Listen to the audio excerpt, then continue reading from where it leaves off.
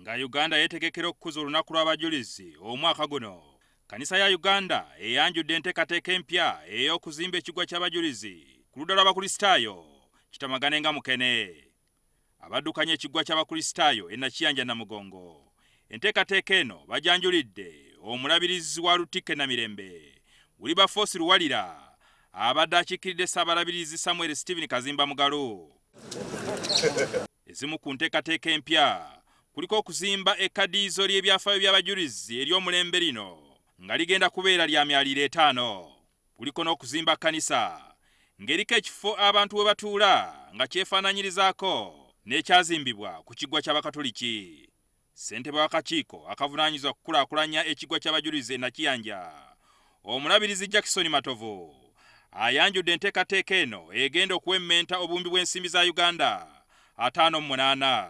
Projekiti yonna amphitheater, museum tower, n'ebirala bisigaddeyo, children's park, ne laser, byonna byakumalawo $5.8 billion. Sente ezigenda okukola omulimu guno zigenda kusondebwa abakkiriza, abagabi b'obuyambi, nga ne gavumenti ya Uganda eriko sente ze basuubizza. Abantu bangi bayinza otukwatirako naye nga tufuba kulaba nga tulwaizinga 70%, ate ne gavumenti nayo etukwatireko 30%. Bino byonna ebitulagibwa nti bigenda kusituka mu kifo kino, ffe nnyini ffe tuteekwa okusooka okuteekamu ensimbi n'abatukwatirako nabo bamanye nti ekintu tukyagala. Enteekateeka eno wejjidde ng'eyali Ssaabalabirizi Mpalanyi Nkooyooyo kati omugenzi yatandika okuzimba ekkadiizo ly'ebyafaayo by'abajulizi lino era nga we twogerera lirimu ebikwata ku nfa yaabwe.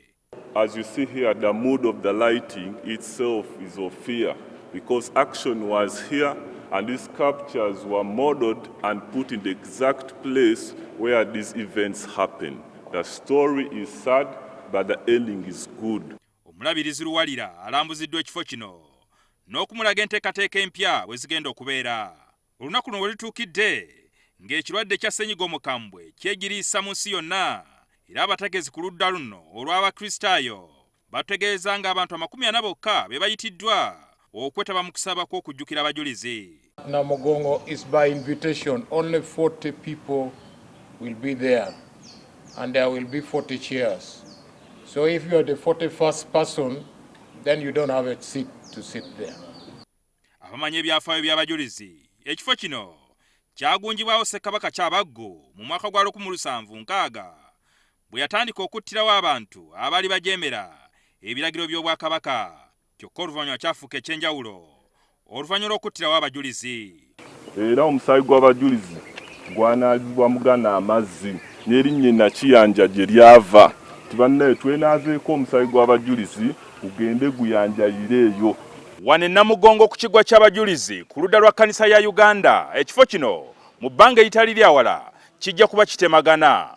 Kkanisa etandise omulimu gw'okukola okulaba nga bazimba ekifo ewaterekebwa ebyobulambuzi, era nga kino kisuubirwa okwongera ku muwendo gw'abalambuzi abajja mu kifo kino.